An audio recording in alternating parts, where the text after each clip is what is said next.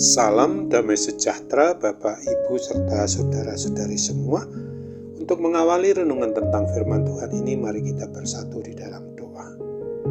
Tuhan Allah Bapa di surga yang melampaui segala akal, hati, pikiran, dan perasaan kami umat manusia, berfirmanlah kepada kami sebab kami bersedia untuk mendengar, dan atas pertolongan Roh Kudus mampukan kami agar boleh melaksanakan firman-Mu itu dalam hidup kami setiap hari. Di dalam nama Tuhan Yesus kami mohon kepadamu. Amin. Sebagai nas renungan firman Tuhan pada hari ini diambil dari Kejadian 46 ayat 1 sampai dengan ayat 4 yang berbunyi demikian. Demikianlah Israel berangkat dengan segala miliknya. Lalu ia persembahkan korban sembelihan kepada Allah, Ishak ayahnya. Berfirmanlah Allah kepada Israel dalam penglihatan waktu malam, "Yakub, Yakub." Sahutnya, "Ya Tuhan." Lalu firman-Nya, "Akulah Allah, Allah ayahmu. Janganlah takut pergi ke Mesir, sebab aku akan membuat engkau menjadi bangsa yang besar di sana. Aku sendiri akan menyertai engkau pergi ke Mesir, dan aku juga akan membawa engkau kembali. Tangan Yusuflah yang akan mengatupkan matamu nanti." Sebagai tema yang diangkat dari nas renungan kita ini adalah umat harus mohon petunjuk Tuhan sebelum melangkah. Begitu bahagianya Yakub atau Israel itu setelah mengetahui bahwa Yusuf masih hidup, bahkan menjadi Perdana Menteri di Mesir. Padahal selama lebih 15 tahun Yakub mengira Yusuf telah mati. Di dalam kebahagiaan yang meluap-luap itu, Yakub tidak melupakan Tuhan. Sebelum berangkat ke Mesir, Yakub dan seluruh keluarganya menghadap Tuhan memohon petunjuknya. Dan Tuhan memberkati rencana Yakub untuk ke Mesir menjumpai Yusuf, anak kesayangannya itu.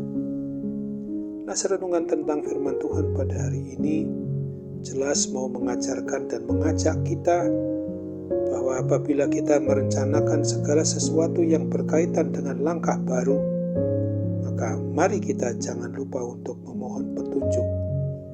Apakah Tuhan berkenan dengan rencana kita tersebut? Kemungkinan besar kita tidak tahu bagaimana caranya untuk mendapatkan jawaban Tuhan.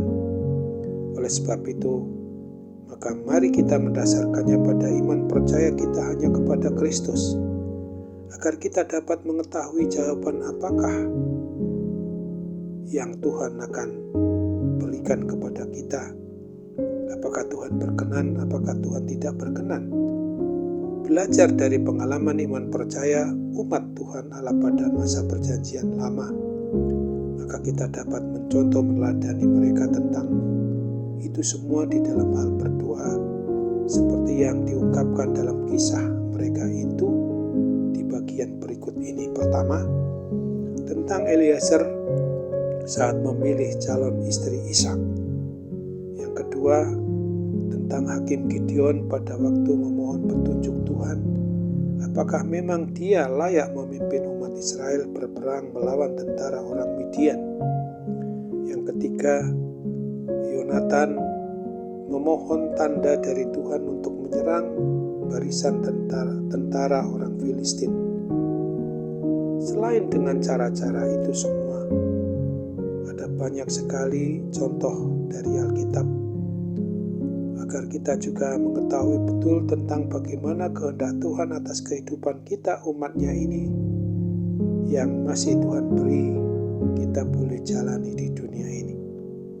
Tentu saja semuanya itu tergantung kepada kita sebagai umat beriman percaya kepada Kristus di dalam hal memilih caranya, di mana yang terpenting sebelum kita melangkah untuk melakukan rancangan ataupun rencana yang besar, maka hendaknya jangan pernah kita lupakan untuk senantiasa memohon petunjuk, memohon pertolongan Tuhan Allah Bapa kita di dalam Yesus Kristus dan dalam persekutuan Roh Kudus itu.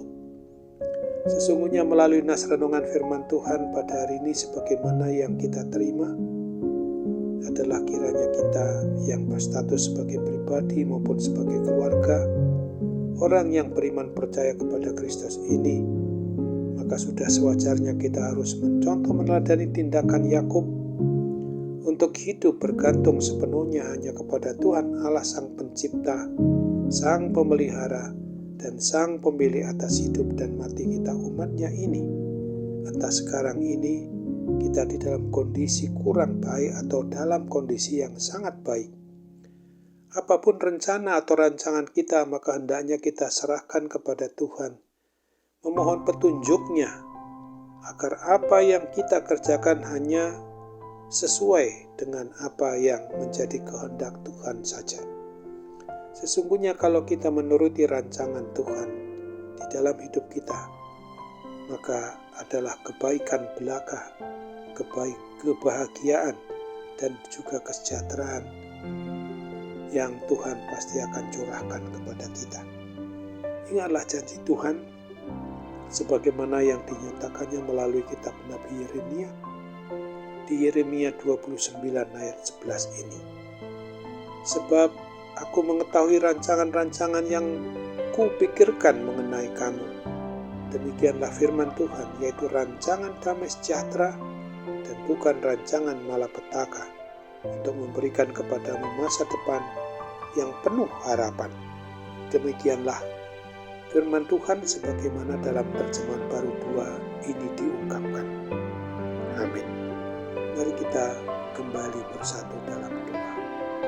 Tuhan Bapa di surga, terima kasih untuk kebenaran firman-Mu yang telah boleh kami renungkan dan tentu harus menginspirasi kami di dalam melaksanakan hidup ini sebagai umat-Mu. Kami harus selalu memohon petunjuk menurut kebenaran firman Tuhan sebelum kami melangkahkan langkah kami ke depan ketika menjalani hari-hari yang Tuhan masih beri kepada kami, untuk senantiasa mengandalkan kebenaran firman-Mu itu saja yang harus kami jalankan.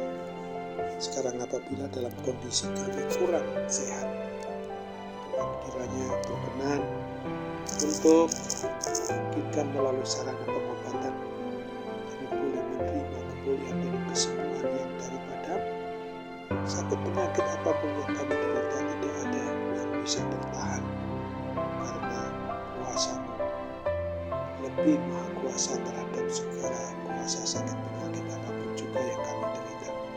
Sambutlah doa kami dan sempurnakan Bapa, kabulkan kehendak-Mu hanya dalam nama Tuhan Yesus kami mohon. Amin.